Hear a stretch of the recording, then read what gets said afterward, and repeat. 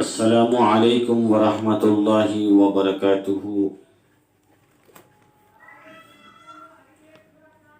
الحمد للہ نحمده ونستعینه ونستغفره ونؤمن به ونتوکل علیہ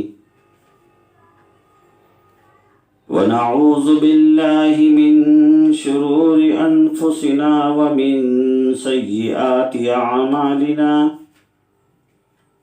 من يهده الله فلا مضل له ومن يضلله فلا هادي له،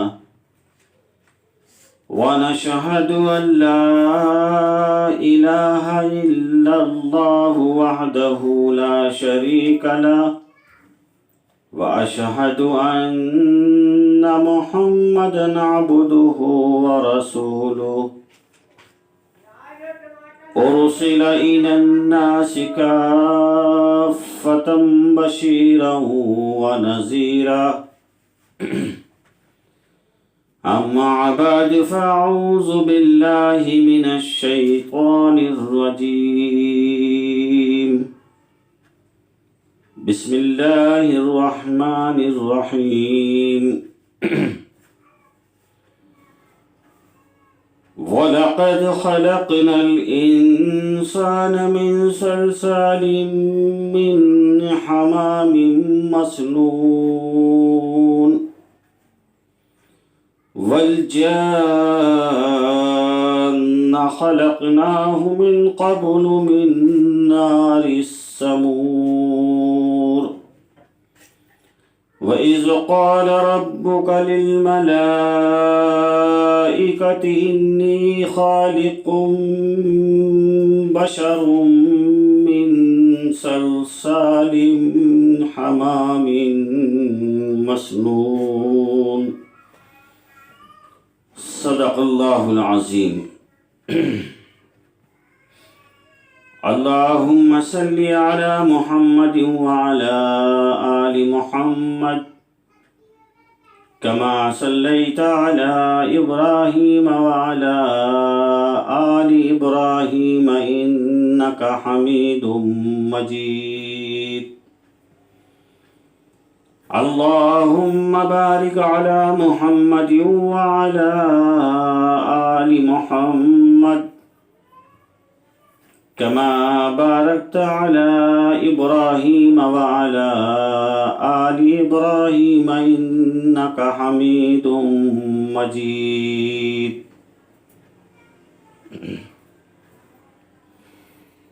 محترم بزرگان دین اور نوجوان ساتھیوں اور قابل احترام پردہ نشین ماں اور بہنوں، اللہ سبحانہ و تعالیٰ کا بڑا کرم اور احسان ہے، اس نے مجھے اور آپ کو دین سے مالا مال فرمایا، ایمان کی دولت عطا فرمائی، اور امام الانبیاء محبوب کبریا حضرت محمد مصطفیٰ صلی اللہ تعالیٰ علیہ وسلم کی امت میں داخل فرمایا۔ کل میں نے آپ حضرات کے سامنے جو بیان کیا تھا وہ شیطان ابلیس ملعون کی حقیقت بتائی تھی کہ اس کا جو اصل نام ہے وہ عزازیل ہے، اور جو صفتی نام ہے وہ شیطان ابلیس ملعون اور مردود ہے۔ امید کرتا ہوں کہ آپ سبھی حضرات سمجھ گئے ہوں گے، اور نہ سمجھے ہوں تو دوبارہ اس بیان کو سن سکتے ہیں۔ سننے سنانے سے علم میں برکت ہوتی ہے، علم حاصل ہوتا ہے، اور گناہوں سے محفوظ رہتا ہے انسان، اور شیطانی وسوسے اور فطروں سے، ان کی فطرتوں سے ہوشیار رہتا ہے، اور اللہ رب العزت کی بارگاہ الہی میں پہنچتا ہے اور اپنے آپ کو اللہ سے معاف کرا لیتا ہے۔ جب تک ہمیں معلوم نہیں ہوگا کہ ہمارا دشمن کس مزاج کا ہے، کس انداز کا ہے، کس نوعیت کا ہے، ہم اپنے دشمن کے ساتھ مقابلہ نہیں کر سکتے۔ اور آپ سب حضرات جانتے ہیں اللہ سبحانہ و تعالی نے اپنے قرآن عزیز کے اندر ابلیس سے ہوشیار کیا کہ وہ آدم اولاد کا دشمن ہیں، پوری آدم انسانیت کا دشمن ہیں، قیامت تک کے آنے والے انسانوں کا دشمن ہیں۔ میرے عزیز ساتھیوں، جب سے دنیا بنی ہے اور قیامت تک آنے والے انسان، موجودہ انسان، رخصت ہونے والے انسان، کسی بھی مذہب سے ہوں، کسی بھی برادری سے ہوں، کسی بھی خاندان سے ہوں، کسی نوعیت کے ہوں، پڑھے لکھے ہوں، ان پڑھ ہوں، جاہل ہوں، گوار ہوں، مزدور ہوں، بادشاہ ہوں، تجارتی ہوں، اللہ کی قسم کسی بھی انسان سے معلوم کریں، وہ یہی کہے گا کہ میں یہ چاہتا ہوں کہ میرے دامن پہ کوئی داغ نہ آئے اور مجھے لوگ غلط نہ کہیں، میں اچھا آدمی بن کر رہوں۔ اور ہر آدمی اپنی نوعیت کی عزت رکھتا ہے اور عزت کی پرواہ کرتا ہے، عزت کی فکر کرتا ہے۔ کوئی بھی انسان اپنی جانب سے گناہ کو انجام نہیں دیتا، لیکن شیاطین ان کو اچھا نہیں بننے دیتے، اور شیاطین کے حملے اس وقت تک ان پر ہوتے رہتے ہیں۔ حضرت صلی اللہ تعالی علیہ وسلم نے فرمایا کہ شیاطین انسان کے خون کے قطرے قطرے کے اندر دوڑتے ہیں، نس نس کے اندر موجود ہوتے ہیں، اور جب بندہ ذکر الہی میں لگ جاتا ہے تو سارے شیاطین نکل کر بھاگ جاتے ہیں۔ جس کی مثال یوں سمجھیے کہ پانی میں اگر زیادہ طاقت ہوئی تو آگ کو بجھا دے گا، آگ کو ختم کر دے گا، اور اگر آگ میں زیادہ طاقت ہوئی تو وہ پانی کو خشک کر دے گی۔ اسی طرح سے اگر شیطانی وسوسے اور حملوں میں زیادہ طاقت ہوئی تو اچھے اعمالوں کو کچل دیا جائے گا، اور اعمال میں اگر اچھی طاقت ہوئی، اچھے اعمال اگر بلندی تک ہوئے، علم اور عمل کے ساتھ ہوئے، اللہ اور اللہ کے نبی کی طریقے سے ہوئے، تو پھر انشاءاللہ العظیم شیاطین کی جتنے بھی فتنے، فساد اور ان کے وسوسے ہیں ان کو کچل دیا اور برباد کر دیا جائے گا، اور اللہ سبحانہ و تعالیٰ کا وہ بندہ عزیز ہو جائے گا۔ رمضان المبارک کے عنوان سے آپ کے سامنے کئی بیان رکھ چکا ہوں۔ رمضان المبارک کا 13واں روزہ ہے، الحمدللہ پہلا عشرہ جا چکا ہے، دوسرے عشرے کے تین دن بھی گزر چکے ہیں۔ اللہ سبحانہ و تعالیٰ سے یہ دعا ہے کہ اللہ پورا رمضان المبارک خیر اور عافیت کے ساتھ پورے ملک ہندوستان میں اور پورے مسلمانوں کے ساتھ اللہ تعالیٰ ان کی حفاظت فرمائیں، پورے عالم میں اس کی برکتیں سب کو نصیب فرمائیں، اہل ایمان کو بھی غیر ایمان کو بھی اللہ تعالیٰ سب کی حفاظت فرمائے اور حفاظت کی فضائے عام فرما دے۔ میرے عزیز ساتھیوں، سب سے بڑا سوال یہ ہے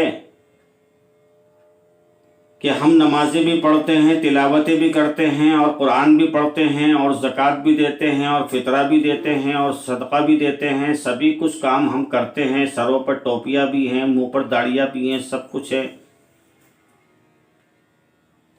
لیکن سوال یہ ہے کہ یہ تمام کام کرنے کے بعد بھی ہمارے اخلاق اچھے کیوں نہیں ہیں؟ ہماری زبانوں پر گالیاں کیوں ہیں؟ چغلیاں کیوں ہیں؟ غیبتیں کیوں ہیں؟ ان تمام چیزوں سے آپ کو معلوم ہے، اللہ کے پیارے نبی حضرت محمد مصطفیٰ صلی اللہ تعالی علیہ وسلم فرماتے ہیں کہ جو شخص کسی کی غیبت کرے گویا کہ وہ ایسا ہے جیسے اس نے اپنے مرے ہوئے بھائی کا، مردار بھائی کا گوشت کھایا، اور جس کی غیبت کی جاتی ہے یا جس کے اوپر تہمت لگائی جاتی ہے اور جو لگاتا ہے اس کی ساری نیکیاں اٹھا کر اس شخص کو دی جاتی ہیں۔ اللہ تعالی ہمیں ان گناہوں سے، ان اعمالوں سے محفوظ فرمائے اور اچھے اعمالوں کے لیے اللہ تعالی ہمارا چناؤ فرمائے۔ میں نے ابھی آپ کے سامنے قرآن عزیز کی کچھ آیت کریمہ تلاوت کی تھی کہ جس میں اللہ تعالی حضرت آدم علیہ السلام کی پیدائش کے بارے میں، انسان کے بارے میں کچھ سمجھا رہا ہے کہ انسان کو کس چیز سے پیدا کیا گیا اور کیا کیا اس کے اندر اثرات موجود ہیں، اور اس میں اور یہ بات اس لیے بھی عرض کرنے لگا ہوں کہ شیاطین اور انسانوں میں کیا فرق ہوتا ہے وہ ہم کو اندازہ ہو۔ جو آیت مبارکہ بھی آپ کے سامنے تلاوت کی گئی ہے، اس کا ترجمہ بھی میں آپ کو سنا دوں تاکہ بات اچھی طرح مکمل ہو جائے۔ اور ہم نے انسان کو کھنکھناتی ہوئی مٹی سے جو کہ سڑے ہوئے گار سے بنائی گئی تھی اس سے پیدا کیا۔ اللہ رب العزت خود فرماتا ہے وَلَقَدْ خَلَقْنَا الْإِنسَانَ مِنْ صَلْصَالٍ مِّنْ حَمَامٍ مَّسْنُونٍ، اور ہم نے انسان کو کھنکھناتی ہوئی مٹی جو سڑے ہوئے گار سے بنی تھی اس سے پیدا فرمایا۔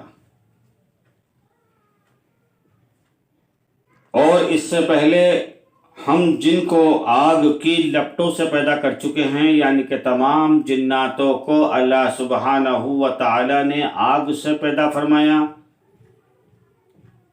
یہ بات بھی قابل غور ہے کہ حضرت آدم علیہ السلام سے ہزاروں سال پہلے روح زمین پر جنات آباد تھے،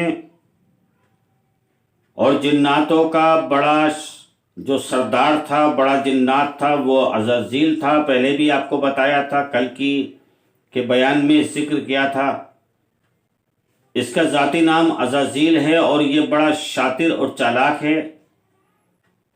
اس نے اپنی قوم کو آپس میں لڑوایا، ان کو ایک دوسرے کے خلاف بھڑکایا، اور اللہ کی پاک روح زمین پر اس نے فتنہ فساد پھیلائیں اور خون و غارت کیا۔ اللہ سبحانہ و تعالیٰ کو اپنی زمین پر فساد پھیلانے والے لوگ پسند نہیں، فساد پھیلانے والی مخلوق پسند نہیں۔ اللہ سبحانہ و تعالیٰ نے جب اپنے نورانی فرشتوں کے ذریعے ان کو عذاب بھیجا، اور عذاب کے فرشتے جب عذاب لے کر کے آئے اور انہوں نے جناتوں کو مارنا شروع کیا، تو یہ عزازیل اتنا چالاک تھا کہ اس نے فرشتوں کے ساتھ مل کر اپنی ہی قوم کو مارنا شروع کیا، اور فرشتوں کے ساتھ آسمان پر روانہ ہو گیا۔ وہاں جا کر کے اس نے فرشتوں سے آسمانوں پر رہنے کا طریقہ سیکھا کہ یہاں کے قاعدے قانون کیا ہیں، کس طرح سے یہاں رہا جاتا ہے۔ فرشتوں نے اس کو سکھایا۔ اس رشتے سے، اس اعتبار سے عزازیل فرشتوں کا شاگرد تو کہلایا، لیکن بعض لوگوں کا کہنا یہ ہے، ہم نے سنا ہے ان کی زبان سے نعوذ باللہ کہ فرشتہ تھا پہلے۔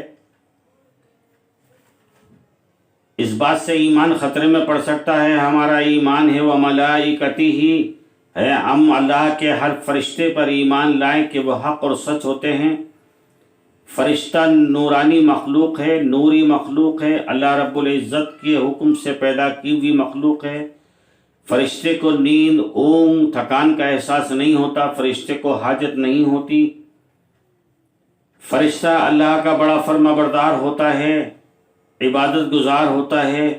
اللہ سبحانہ و تعالیٰ نے اپنے فرشتوں کو جب پیدا فرمایا، ان کو جو کام سونپے وہ آج تک اسی کام کے اندر مصروف ہیں اور قیامت تک اسی کام میں رہیں گے۔ تو سرے سے ہی یہ بات غلط ہوئی کہ شیطان پہلے فرشتہ تھا۔ یہ کیسے ممکن ہو سکتا ہے کہ فرشتہ معصوم ہوتا ہے، نورانی ہوتا ہے، کہ فرشتہ شیطان بن جائے اور شیطان فرشتہ بن جائے؟ تو پھر عام لوگوں کا حال کیا ہو سکتا ہے؟ نعوذ باللہ من ذالک۔ اللہ تعالیٰ ایسی باتوں سے، ایسے علم سے ہماری حفاظت فرمائے۔ یہ باتیں وہ حضرات کرتے ہیں جو کم علمی کا شکار ہوتے ہیں، علماء کرام کی صحبت نہیں لیتے، پڑھتے لکھتے نہیں، بس طرح طرح کی باتیں بنائیں، وسوسے ڈالے اور چل دیے۔ اس سے بڑی خرابیاں ایمان کے اندر پیدا ہوتی ہیں، علم کے اندر پیدا ہوتی ہیں۔ اللہ تعالیٰ مجھے اور آپ کو ان باتوں سے محفوظ فرمائے، آمین اللہم آمین۔ حضرت ابو موسیٰ رضی اللہ تعالیٰ عنہ روایت فرماتے ہیں کہ میں نے رسول اللہ صلی اللہ تعالیٰ علیہ وسلم کو یہ فرماتے ہوئے سنا کہ اللہ تعالیٰ نے آدم کو ایک مٹی خاک سے پیدا کیا۔ اب سوال یہ ہے کہ ایک مٹھی خاک، وہ مٹھی کتنی بڑی ہوگی؟ یہ مٹھی فرشتے کی تھی، اب وہ فرشتہ کتنا بڑا ہے، اس کی کتنی بڑی مٹھی ہوگی؟ جس میں یہ مٹی آئی، جس میں حضرت آدم علیہ السلام کا معجزہ تیار کیا گیا، مجسمہ تیار کیا گیا، یعنی پتلا۔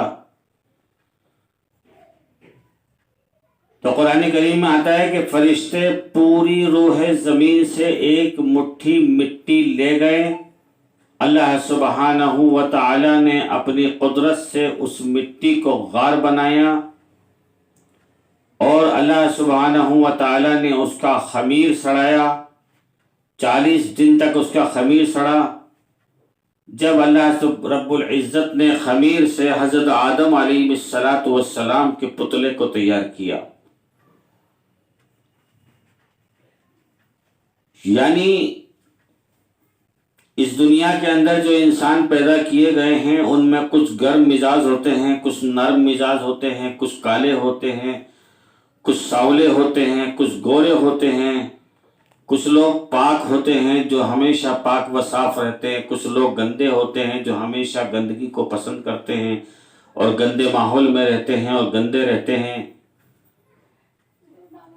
اسی طرح سے قرآن عزیز میں ہے کہ جب روح زمین سے فرشتوں نے مٹی لی تو انہوں نے پوری روح زمین سے مٹی لی، تو جو مٹی پاک جگہ سے لی گئی تھی اس سے پیدا ہونے والے انسان پاک مزاج رہتے ہیں۔ کچھ ناپاک جگہ سے لی گئی تو اس سے کچھ ناپاک بھی رہتے ہیں۔ کچھ انسان گرم مزاج کے ہوتے ہیں کیونکہ مٹی گرم جگہ سے لی گئی تھی، جیسے پتھریلے علاقے، اور وہ سخت دل لوگ ہوا کرتے ہیں۔ کچھ نرم دل ہوتے ہیں کہ نرمی سے مٹی لی گئی۔ تو ان کے اثرات، اس مٹی کے اثرات ہر انسان میں پائے جاتے ہیں۔ حضرت آدم علیہ السلام کے پتلے کو جب اللہ سبحانہ و تعالی نے تیار فرمایا تو اس کو دھوپ میں رکھا، اس غار کو پانی سے بنایا گیا۔ پانی اس لیے کہ اس کے اندر نرمی پیدا ہو، اور دھوپ اس لیے کہ اس پتلے کے اندر سختی پیدا ہو۔ دھوپ سے پتلے کے اندر اور انسان کے اندر مضبوطی اور وزن پیدا ہوتا ہے۔ اس لیے اللہ سبحانہ و تعالیٰ فرماتا ہے کہ ہم نے کھن کھناتی مٹی سے پیدا کیا۔ اللہ سبحانہ و تعالیٰ نے جب حضرت آدم علیہ السلام کا پتلا تیار کیا تو اس کو دھوپ میں رکھا، گرمی میں رکھا، تو وہ کھن کھناتی مٹی بن گیا۔ اب عزازیل اس پتلے کو دیکھا کرتا تھا اور حیرت کرتا تھا کہ آخر یہ بنانے والے نے کیا چیز بنائی ہے، یہ بھی کوئی عجیب چیز ہے، اور پتلے کو لات مارا کرتا تھا، ٹھوکر مارتا تھا اور کہتا تھا کہ یہ عجیب طرح کی چیز بنائی ہے جو میری سمجھ سے باہر ہے۔ پھر پتلے کے اندر داخل ہو جایا کرتا تھا اور نکلتا تھا اور کہتا تھا باہر نکل کر کہ اگر مجھے اس پر حاوی کر دیا جائے تو میں اس کا بیڑا غرق کر دوں گا، اور اگر اس کو مجھ پر حاوی کر دیا جائے تو میں اس کا ستیہ ناش کر دوں گا۔ تو عزازیل اس کا اصل نام ہوا۔ عزازیل کے معنی بھی یہ ہیں کسی چیز کو برباد کر دینا، مٹا دینا، اس کو نشت و نابود کر دینا۔ پھر اللہ سبحانہ و تعالیٰ نے جب سجدے کا حکم دیا تو اس نے سجدے سے انکار کیا، اس لیے سجدے سے انکار کے سبب یہ ابلیس کہلایا۔ ابلیس کے معنی ہے نافرمانی کرنے والا، سرگوشی کرنے والا، نافرمانی کرنے والا۔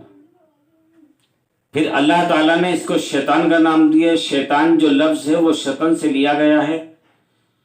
شیطان کے معنی ہیں ناشکری کرنے والا، اللہ کی ناشکری کی اور اللہ کی رحمت سے نا امید ہوا۔ اصل میں اس نے جو آسمان پر عبادتیں کی تھی، سجدے کیے تھے، وہ اس نسبت سے کہ آنے والے وقت میں اللہ تعالیٰ اگر زمین پر کوئی خلیفہ پیدا کرے گا تو مجھے پیدا فرمائے گا۔ جب اللہ سبحانہ و تعالیٰ نے اپنے تمام فرشتوں سے مشورہ کیا کہ میں زمین پر اپنا ایک خلیفہ پیدا کرنا چاہتا ہوں، کیونکہ اللہ تعالیٰ فرشتوں کی صلاح کا محتاج نہیں، لیکن اللہ تعالیٰ جب کوئی کام کرنے کا ارادہ فرماتا ہے اس کے اسباب و ذریعات پیدا فرما دیتا ہے۔ فرشتوں نے کہا کہ اے اللہ، آپ کوئی ایسی مخلوق پیدا کرنا چاہتے ہیں جو زمین پر فتنہ فساد برپا کرے۔ اب سوال یہ اٹھتا ہے، فرشتہ موجودہ حالات کو دیکھتا ہے جو اس کے سامنے ہوتے ہیں، تو پھر ابھی تو حضرت آدم علیہ السلام کا پتلا بھی تیار نہیں کیا گیا، آدم اولاد بھی پیدا نہیں ہوئی، تو پھر فرشتے نے یہ پیشن گوئی کیوں کر دی کہ جس انسان کو آپ روح زمین پر پیدا کرنا چاہتے ہیں وہ روح زمین پر فتنہ فساد پھیلائیں گے؟ اس کے لیے علماء کرام نے فرشتوں کی معصومیت میں 3 باتیں ہمارے سامنے رکھی ہیں۔ کیونکہ فرشتہ معصوم ہوتا ہے، اس سے غلطی اور کوتاہی نہیں ہوا کرتی۔ نمبر 1 بات تو یہ کہ ہو سکتا ہے اللہ سبحانہ و تعالیٰ نے فرشتوں کو اتنا علم عطا فرما دیا ہو کہ میں جس آدم کو پیدا کرنا چاہتا ہوں اس کی نسلیں ایسی ہوں گی، اس کے حالات ایسے ہوں گے۔ یا نمبر 2، لوح محفوظ پر اللہ سبحانہ و تعالیٰ نے انسان اور جناتوں کی جو تقدیریں لکھی ہیں، ہو سکتا ہے کہ اللہ سبحانہ و تعالیٰ نے اپنے فرشتوں کو ان تقدیروں سے آگاہ کر دیا ہو۔ نمبر 3، یہ بھی ہو سکتا ہے کہ فرشتوں نے جو روح زمین پر جناتوں کو مارا تھا، ان کو عذاب پہنچایا تھا، وہ اسی نسبت سے کہ اللہ کا حکم تھا یہ اللہ کی پاک زمین پر فساد پھیلاتے ہیں، اس منظر کو دیکھ کر کہ فرشتوں نے یہ پیشن گوئی کر دی ہو۔ ہماری یہ بات بہت آگے تک پہنچ سکتی ہے، کافی لمبا مضمون ہے، اتنا وقت آپ کے پاس بھی نہیں ہوتا۔ ہم جانتے ہیں آپ کاروباری حضرات ہیں، مصروفیات میں گھرے رہتے ہیں، رمضان المبارک کا مہینہ بھی ہے، تو انشاءاللہ اس سے آگے کی بات اللہ نے زندگی رکھی آپ کی میری تو انشاءاللہ کل ہوگی، کل کرنے کی کوشش کریں گے۔ اللہ تعالیٰ مجھے اور آپ کو صلاحیت، ہمت، طاقت اور توفیق نصیب فرمائیں۔ شیطان مردود سے، شیطان ابلیس کے وسوسوں سے، اس کے چمچوں سے، اس کے شاگردوں سے اللہ تعالیٰ ہماری حفاظت فرمائیں۔ میں تو اتنا ہی کہنا چاہتا ہوں کہ رمضان المبارک کے مہینے میں جب ابلیس کو قید کر لیا جاتا ہے، ابلیس کو پکڑ لیا اور جکڑ لیا جاتا ہے، اس کو عذاب میں مبتلا کر دیا جاتا ہے، اب اگر ہم سے کوئی گناہ ہوتے ہیں تو اس کے ذمہ دار ہم خود ہیں۔